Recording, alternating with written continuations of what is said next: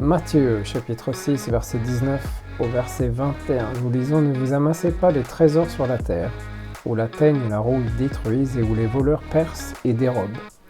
Mais amassez-vous des trésors dans le ciel où la teigne et la rouille ne détruisent pas et où les voleurs ne percent ni ne dérobent, car là où est ton trésor, là aussi sera ton cœur. » Cet épisode aujourd'hui est le premier d'une petite série de 4 épisodes où nous allons parler finances.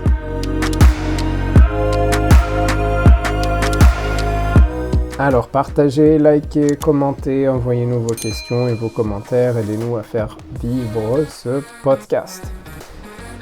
Alors comme je le disais dans l'intro, cet épisode est le premier d'une petite série de 4 épisodes où on va parler finances. Et peut-être certains d'entre vous, vous avez déjà entendu, j'ai entendu malheureusement de nombreuses fois la question suivante, pourquoi est-ce qu'on doit parler d'argent dans l'église ? Et je répondrai simplement, mais où d'autres devrions-nous parler d'argent ? Dans l'église, il peut pas y avoir de sujets tabous, de choses au sujet desquelles on ne parle pas finalement, des sujets sur lesquels on n'enseigne pas le point de vue biblique, le point de vue divin. La Bible a énormément de choses à dire sur beaucoup de sujets. On peut pas se laisser comme chrétien recevoir nos conseils, nos modes de conduite du monde, que ça soit dans les domaines comme les relations, le mariage, la sexualité ou bien encore les finances dont nous allons parler aujourd'hui dans les 3 prochains épisodes. Ce sont des sujets sur lesquels Dieu a beaucoup de choses à dire, donc pourquoi est-ce qu'on les jugerait inadéquats dans l'Église ? Justement, c'est des sujets dans lesquels nous devons parler dans l'Église parce que Dieu en parle dans sa parole. Alors en tant que chrétien, on parle souvent que la prière est très importante, qu'on doit lire notre Bible tous les jours, qu'on doit l'étudier régulièrement, qu'on doit se rapprocher toujours plus près de Dieu. Mais alors si on va comparer les chrétiens ou les croyants, les chrétiens, les non-chrétiens, notamment dans le domaine financier, on va faire plusieurs constatations. La première, c'est que qu'on soit croyant ou pas, on a tous les mêmes problèmes d'argent. On a tous les mêmes dettes, on a tous les mêmes problèmes de gestion autour de nos finances, les mêmes challenges pour arriver à gérer nos finances de la meilleure manière possible. Alors il y a un Américain qui s'appelle Larry Burkett, qui avait fondé un ministère, je ne pense pas qu'il existe, je n'ai pas vérifié, j'aurais lu, un ministère chrétien aux États-Unis qui aidait les gens finalement à gérer leurs finances personnelles, et il a fait cette déclaration qui va servir un peu de base pour cette série de podcasts. Il a dit « La manière dont je gère mes finances reflète à l'extérieur la condition spirituelle de mon être intérieur. » Donc on va relire ça, on va redire ça. « La manière dont je gère mes finances reflète à l'extérieur la condition spirituelle de mon être intérieur. » Alors on peut se demander ce que la Bible peut bien avoir à dire au sujet de l'argent ou des finances. Et étrangement, la Bible a beaucoup de choses à dire au sujet de l'argent et principalement sur notre attitude en tant qu'enfant de Dieu par rapport à l'argent. Alors on va relire notre passage d'introduction dans Matthieu chapitre 6, verset 19 jusqu'au verset 21, où Jésus dit « Ne vous amassez pas des trésors sur la terre, où la teigne et la rouille détruisent et où le voleur perce et dérobe, mais amassez-vous des trésors dans le ciel, où la teigne et la rouille ne détruisent pas, et où les voleurs ne percent ni ne dérobent, car là où est ton trésor, là aussi sera ton cœur. » Et on va se poser maintenant cette question, pourquoi est-ce que 2/3 des paraboles que Jésus a enseignées parlent de notre attitude face à l'argent ou de notre attitude face aux richesses ? De toutes les paraboles que Jésus a enseignées, 2/3 d'entre elles parlent des finances, de notre attitude par rapport aux finances. Se pourrait-il que notre attitude par rapport à l'argent soit une fenêtre qui donne directement sur notre cœur et que la manière dont on gère nos finances, dont on gère notre argent, finalement reflète nos réelles priorités. Alors la Bible mentionne à plus de 2000 reprises ce sujet de l'argent, des finances, des biens, des possessions. Donc on doit réaliser que finalement c'est un sujet important pour Dieu et qu'on doit découvrir et comprendre certains principes bibliques par rapport à l'argent, par rapport aux finances. Alors avant de plonger un petit peu, un peu plus profondément aujourd'hui, j'ai sorti quelques chiffres statistiques. Alors ici ce sont des chiffres belges, j'ai essayé de trouver l'équivalent de ces statistiques par rapport à la banque centrale, à la Banque nationale française, mais j'ai pas trouvé. Donc si un auditeur trouve, vous pouvez bien me les envoyer ou m'envoyer un lien vers un site où je pourrais trouver ces chiffres. Mais donc ce sont les chiffres belges. Donc à la fin 2022, la Banque nationale belge donne le chiffre de plus de 10 millions de contrats de crédit enregistrés. Plus de 3 millions concernent des crédits hypothécaires. Et les 7 autres millions de contrats concernent des ouvertures de crédit, donc des cartes de crédit, des lignes de crédit pour descendre en négatif sur votre compte en banque, ou des crédits à la consommation, donc l'achat d'une voiture, de meubles, des travaux que vous avez fait dans la maison, une télé, un ordinateur, ce genre de choses. Donc à la fin 2022, le montant en Belgique des arriérés ou des défauts de paiement s'élève à plus de 2 milliards d'euros. Plus de 60% de la population belge a au moins un contrat de crédit. Et parmi eux, 276 000 ou 276 000, pour nos amis français, ont été en défaut de paiement au cours de l'année 2000. Comme je disais tout à l'heure, j'aurais bien trouvé les statistiques pour la France, mais j'ai pas vraiment abouti. Donc si quelqu'un les trouve, envoyez-les-moi, merci beaucoup. Donc quand on regarde ces quelques chiffres juste pour la Belgique, on comprend facilement que l'endettement c'est devenu un problème dans notre société. L'être humain, dans les sociétés modernes et les sociétés soi-disant riches, est tombé dans ce piège des pseudo-facilités financières qui sont mises à notre disposition aujourd'hui. On est tombé dans ce piège de penser que on mérite plus que ce qu'on peut s'offrir finalement. On n'a pas réalisé la puissance de l'argent, des finances, et comment ça peut avoir un impact aussi bien positif que négatif sur notre vie. On oublie nos responsabilités, on ne réalise pas que notre mauvaise gestion financière aura des conséquences, non seulement pour nous, mais aussi pour les autres. Si on est marié, si on a des enfants, s'il y a des personnes dont on doit s'occuper, ces personnes-là vont subir les conséquences de notre mauvaise gestion financière. Alors il y a 6 indications ou 6 signes qui montrent notre mauvaise gestion financière. Le premier, c'est qu'on va vivre à crédit sans jamais payer cash ou comptant. On va retarder nos paiements et on paye que le strict minimum au lieu d'essayer de rembourser le plus rapidement possible. On n'est pas capable, par exemple, de mettre notre dîme ou de mettre de l'argent de côté dans un but précis. On n'arrive pas à payer nos impôts ou nos taxes, donc on demande des plans de paiement. On dépense beaucoup trop, surtout quand c'est à crédit, ou on va chercher des filons pour essayer de gagner beaucoup d'argent rapidement et facilement. Donc ce sont des signes qui montrent que on a des problèmes dans notre gestion financière et qu'on a besoin de changer certaines, peut-être même beaucoup de choses. Alors, on va dans cette deuxième partie de cet épisode aujourd'hui, on va voir 4 avertissements qu'on trouve dans les Écritures concernant l'argent ou l'amour de l'argent. Le premier, c'est l'amour de l'argent est dangereux. Dans 1 Timothée chapitre 6, verset 9 et verset 10, on lit « Mais ceux qui veulent s'enrichir tombent dans la tentation, dans le piège et dans beaucoup de désirs insensés et pernicieux, qui plonge les hommes dans la ruine et la perdition. Car l'amour de l'argent est une racine de tous les maux, et quelques-uns, en étant possédés, se sont égarés loin de la foi et se sont jetés eux-mêmes dans bien des tourments. » Alors on remarque énormément de mots négatifs dans ce verset. On voit tentation, piège, insensé, pernicieux, ruine, perdition, maux, tourment. Tous ces mots parlent de danger.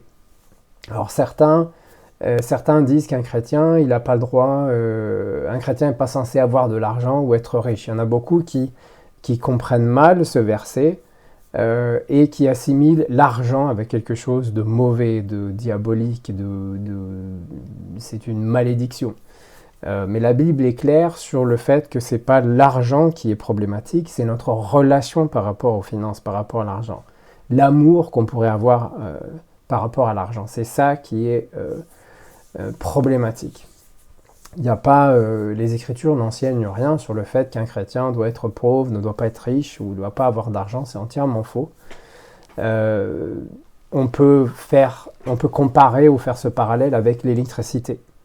L'électricité est dangereuse si elle est mal canalisée, mais c'est une bénédiction quand elle est bien contrôlée. Merci Seigneur, parce que mon ordinateur est en route, je peux enregistrer ce podcast.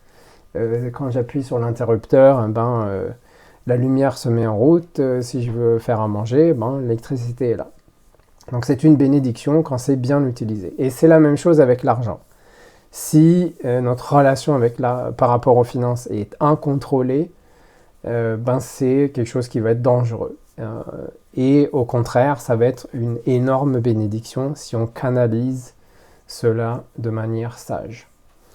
Le deuxième avertissement que les Écritures nous donnent se trouve dans Marc chapitre 4 au verset 19, où on voit que l'argent est trompeur et étouffe la parole de Dieu. Donc dans Marc chapitre 4, on voit la parabole du semeur, et il y a un passage où, au verset 19, on lit « En qui les soucis du siècle, la séduction des richesses et l'invasion des autres convoitises étouffent la parole et la rendent infructueuse. » Le troisième avertissement, c'est que l'argent va agir, ou notre amour par rapport à l'argent, va agir comme adversaire de Dieu. Dans Luc chapitre 16 au verset 13, on lit « Nul serviteur ne peut servir deux maîtres, car ou il haïra l'un et aimera l'autre, ou il s'attachera à l'un et méprisera l'autre. Vous ne pouvez servir Dieu et Mammon. » Alors parce que cette relation qu'on peut avoir par rapport à l'argent peut être dangereuse, peut être trompeuse, ça peut nous donner l'impression que c'est la réponse à tous les problèmes de la vie, à toutes les questions de la vie. Et lorsqu'on atteint ce stade, on va commencer à idolâtrer, à adorer, à aimer cet argent au lieu d'aimer Dieu finalement. Et la Bible nous enseigne clairement que on ne peut pas servir les deux. Pardon. Donc on va devoir choisir quel maître on veut servir. Est-ce que je veux servir Dieu ou est-ce que je veux servir mes richesses et mes biens? Et le quatrième avertissement que les Écritures nous donnent, c'est que notre relation par rapport à l'argent, c'est un test spirituel. On est dans Luc, toujours, au chapitre 16, même chapitre, quelques versets avant celui qu'on vient de lire, au verset 10. « Celui qui est fidèle dans les moindres choses l'est aussi dans les grandes. Et celui qui est injuste dans les moindres choses l'est aussi dans les grandes. Si donc vous n'avez pas été fidèle dans les richesses injustes, qui vous confiera les véritables? Et si vous n'avez pas été fidèle dans ce qui est à autrui, qui vous donnera ce qui est à vous? » Et là, quelques questions qu'on peut se poser. Est-ce que je paye mes factures à temps? Est-ce que je paye toujours toutes mes factures? Est-ce que les gens autour de moi me font confiance quand il s'agit d'argent? Est-ce que j'honore Dieu avec mes dîmes? Toutes ces questions, c'est des questions qui sont très importantes. Pourquoi?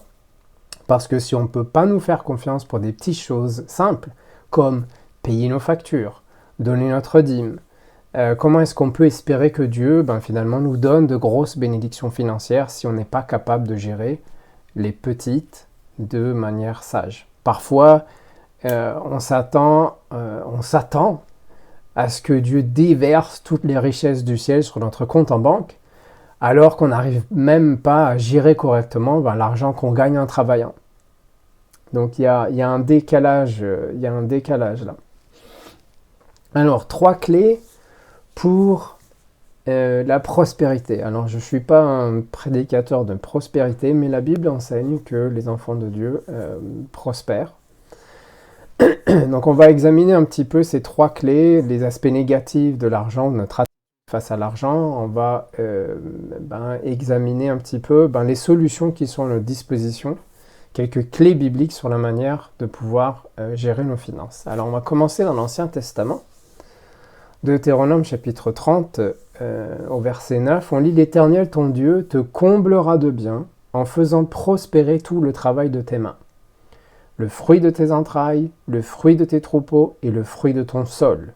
Car l'Éternel prendra de nouveau plaisir à ton bonheur comme il prenait plaisir à celui de tes pères. » Et dans Proverbes chapitre 22, verset 4, on lit le fruit de l'humilité, de la crainte de l'Éternel, c'est la richesse, la gloire et la vie. Alors dans toutes les sociétés, des groupes de gens se plaignent parce qu'ils n'ont pas ceci, oui ils n'ont pas cela, oui ils n'ont pas assez. On voit dans certaines sociétés, dans beaucoup de sociétés d'ailleurs, le pouvoir politique essayer de faire des lois pour que tout le monde soit à égalité, pour que tout le monde bénéficie de tels subsides ou de telles subventions ou de ceci ou cela, définir les règles, qui peut avoir ceci, qui peut avoir cela et ainsi de suite. Mais la vraie question qui se cache derrière ces plaintes, en fait, c'est pourquoi certains sont bénis et prospèrent et pas les autres. Malheureusement, ce débat peut très vite prendre une tournure un petit peu bizarre, où on peut même avoir dans certains cas une connotation un petit peu raciale, alors que ça n'a rien à voir. La clé, simplement, c'est de savoir si on met en pratique quelques principes bibliques très simples pour que tout ça bénisse nos vies. Le premier principe se trouve dans Luc chapitre 6, verset 38. C'est le principe de donner et de recevoir.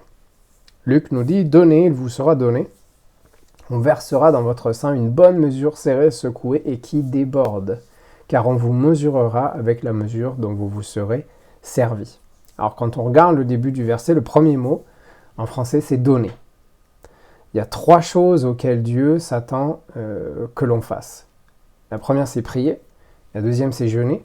Et la troisième, c'est donner. C'est la base de la vie par la foi en Jésus-Christ. De la même manière que Christ a donné, nous devons aussi également donner. Alors si on donne, le verset nous dit, la Bible nous dit qu'il nous sera donné. Ça nous montre que quand on donne, on peut s'attendre à recevoir quelque chose en retour.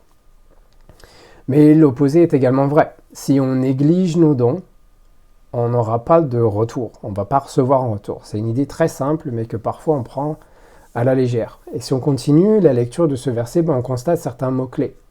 On voit bonne mesure, serré, secoué, qui déborde. Donc c'est des mots, ces mots-là ne donnent pas l'image de quelque chose de petit, d'une petite bénédiction, de quelque chose de léger, mais ça donne vraiment l'idée de quelque chose de massif, de grand, d'abondant, de quelque chose de costaud qu'on peut s'attendre en retour par rapport à nos dons. Et si on regarde un peu plus attentivement la dernière phrase de ce verset, on lit « On vous mesurera avec la mesure dont vous vous serez servi ». Donc tout simplement, si je donne peu, je recevrai peu. Si je donne beaucoup, je peux m'attendre à recevoir beaucoup. Dans 2 Corinthiens chapitre 9, verset 6 jusqu'au verset 11, on lit ceci. « Sachez-le, celui qui sème peu moissonnera peu, et celui qui sème abondamment moissonnera abondamment. Que chacun donne comme il l'a résolu en son cœur, sans tristesse ni contrainte. Car Dieu aime celui qui donne avec joie, et Dieu peut vous combler de toutes sortes de grâces, afin que possédant toujours en toutes choses de quoi satisfaire à tous vos besoins, vous ayez encore en abondance pour toute bonne œuvre. Selon qu'il est écrit, il a fait des largesses, il a donné aux indigents, sa justice subsiste à jamais. Celui qui fournit de la semence au semeur, on en a parlé dans le précédent épisode, celui qui fournit de la semence au semeur et du pain pour sa nourriture vous fournira et vous multipliera la semence, et il augmentera les fruits de votre justice. Vous serez de la sorte enrichis à tous égards pour toute espèce de libéralité qui, par notre moyen, feront offrir à Dieu des actions de grâce. Alors il y a plusieurs choses simples qu'on peut tirer de ce passage. La première, c'est que celui qui donne peu, reçoit peu. Si tu sèmes un petit peu, tu vas moissonner un petit peu. Celui qui donne beaucoup, qui sème beaucoup, va recevoir beaucoup. Ce passage aussi assume qu'on va donner avec un cœur reconnaissant. On ne va pas donner sous la contrainte, on ne va pas donner parce qu'on se sent obligé, on ne va pas donner parce qu'on a vu qu'un frère ou une sœur donne autant et on se sent un petit peu cet esprit de comparaison, on doit donner autant. Dieu nous bénit. Dieu peut nous bénir de plein d'autres manières que financièrement, on voit aussi dans ce verset. Et Dieu va bénir abondamment avec les choses que nous avons pour que nous, ensuite, on puisse aider ceux qui sont dans le besoin. J'utilise souvent l'illustration de la mère morte. La mère morte, elle est morte parce qu'elle reçoit et tout s'arrête là. Elle ne donne rien en retour, elle ne fait pas passer la bénédiction. Les bénédictions que Dieu nous donne, finalement, on peut s'imaginer que sur toutes les bénédictions que Dieu nous donne, il y a un post-it dessus, et c'est marqué à faire passer. Et donc on reçoit la bénédiction, on est béni, et cette bénédiction, on doit la faire passer à la personne suivante, à la situation suivante, et bénir quelqu'un d'autre à travers cette bénédiction qu'on a reçue de Dieu. La deuxième clé dont on va voir, c'est que on doit se préoccuper du royaume. C'est une solution pour éviter ces mauvaises relations par rapport à l'argent. Matthieu 6, versets 31-33. Jésus dit « Ne vous inquiétez donc pas et ne dites pas « Que mangerons-nous, que boirons-nous, de quoi serons-nous vêtus ?» Car toutes ces choses, ce sont les païens qui les recherchent. Votre Père céleste sait que vous en avez besoin. Cherchez premièrement le royaume et la justice de Dieu, et toutes ces choses vous seront données par-dessus. Alors combien d'entre nous, ou d'entre vous qui écoutez, êtes inquiets pour vos finances? Il n'y a personne parmi nous, je pense, qui à un moment ou à un autre s'est retrouvé face à des problèmes ou des difficultés financières. C'est quelque chose auquel qu'on traverse tous, auquel on fait face tous à un moment ou à un autre dans notre vie, dans notre marche avec Dieu. Mais Jésus ici nous dit de ne pas nous inquiéter. Alors comment est-ce qu'on peut éviter ces inquiétudes ou au moins les minimiser? La plus grande clé qui nous est donnée dans ce verset, c'est de nous focaliser sur les choses du royaume de Dieu. Si on lit entièrement le chapitre 6 de Matthieu, ce que je vous recommande vivement de faire, vous allez découvrir 4 centres d'intérêt sur lesquels nous devons nous focaliser. Le premier, c'est qu'on doit se focaliser sur ce que la Bible appelle le vrai trésor. Alors au temps de Christ, il n'y avait pas de banque pour stocker l'argent, les gens préféraient investir dans des terrains ou acheter des beaux vêtements. Et Jésus ici, dans ce verset, dans le chapitre 6 de Matthieu, il lance vraiment une balle en pleine face en leur disant que leur sécurité, elle n'est pas dans le nombre de terrains qu'ils possèdent ou les beaux vêtements qu'ils ont. Les vêtements, ils s'usent, les terrains, on peut les saisir, ils peuvent être pris pour une raison ou pour une autre. Et Jésus dit que la vraie prospérité, elle ne se trouve pas dans les choses matérielles, mais elle se trouve dans le fait de faire avancer l'œuvre de Dieu et en s'amassant un trésor dans les cieux, trésor qui ne peut être ni corrompu ni volé. Le deuxième centre d'intérêt sur lequel on doit se focaliser, c'est se focaliser sur la vraie vision. Jésus quitte les terrains et quitte les vêtements pour apporter 2 types de visions différentes. Il y a une vision qui est terrestre et qui nous cause des soucis, des inquiétudes au sujet des choses qui finalement ne durent pas, qu'on ne prendra pas avec nous le jour où on va être enterré. Et l'autre vision, c'est de se concentrer sur la lumière de Dieu. Alors nos yeux doivent être ouverts sur ce qui peut nous bénir et sur ce qui peut servir les autres, pas seulement sur ce qui nous bénit nous et ce qui nous sert à nous. Les personnes qui sont égoïstes ou qui sont centrées sur elles-mêmes, c'est des personnes qui s'inquiètent toujours parce qu'elles pensent mériter plus, elles pensent ne pas avoir assez. Par contre, les personnes qui se focalisent sur les autres, c'est des personnes qui s'inquiètent très rarement parce qu'elles sèment abondamment et donc elles récoltent abondamment. Le troisième centre d'intérêt qu'on lit dans Matthieu 6, c'est de se focaliser sur le bon maître ou sur le vrai maître. Jésus parle ici dans Matthieu 6 qu'il y a plus dans la vie que ce qu'il y a sur la table ou sur le fait d'avoir ou pas les derniers gadgets à la mode. Il dit regardez les oiseaux, ils n'ont aucune inquiétude parce qu'ils comprennent que Dieu prend soin d'eux. Et notre sécurité, elle n'est pas dans notre travail, elle n'est pas dans notre argent, elle n'est pas dans notre compte en banque, dans notre maison, ou peut-être dans la jolie voiture qu'on conduit. Mais notre sécurité, c'est dans le fait de savoir que Dieu pourvoit à tous nos besoins. Et le quatrième centre d'intérêt, c'est de se focaliser sur le but de ma vie. Jésus nous dit, dans Matthieu 6, de chercher en premier son royaume. Mais finalement, qu'est-ce que ça veut dire? Simplement, ça signifie de faire tout notre possible pour garder l'œuvre de Dieu en face de nos yeux, atteindre les âmes qui sont perdues, prêcher l'évangile, partager son amour. Si on se focalise sur le but de notre vie, sur notre appel, sur notre ministère, alors on va oublier de se focaliser sur ce que Dieu nous donne et on va se préoccuper plus de savoir comment est-ce qu'on peut bénir les autres avec ce que Dieu nous donne. Donc ça, c'était la deuxième clé, se préoccuper du royaume de Dieu. Et la troisième clé, pour changer notre attitude par rapport aux finances ou aux richesses, c'est de travailler. Le roi Salomon, il a écrit ces quelques mots il y a des milliers d'années, mais c'est des mots qui sont toujours d'actualité aujourd'hui. Dans Proverbe chapitre 10, verset 4.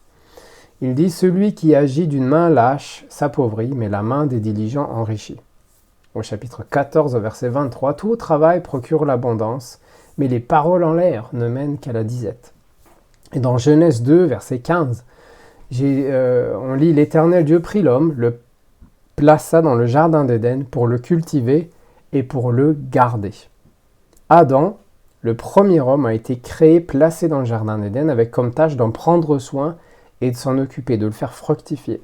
Il avait la responsabilité d'entretenir les choses que Dieu lui avait confiées. Et c'est toujours valable aujourd'hui. Dieu donne à chacun d'entre nous des habilités, des talents, même si parfois on pense le contraire. Et ces dons que Dieu nous donne, Dieu s'attend à ce qu'on va les travailler, à ce qu'on les fasse fructifier. Nos mains doivent être occupées à produire quelque chose, même si peut-être on n'a pas de travail, on a quand même cette responsabilité de travailler, de faire quelque chose, de mettre nos mains à l'œuvre et de les rendre productives.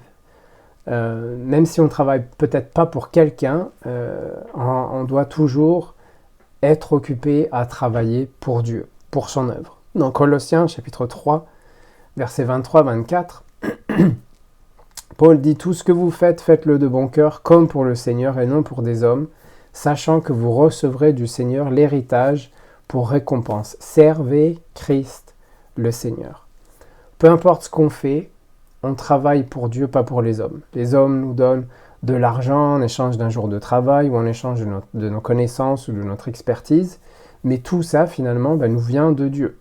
Et à travers ce travail, on sert Christ en étant un témoin sur notre lieu de travail, par exemple, avec nos collègues de travail.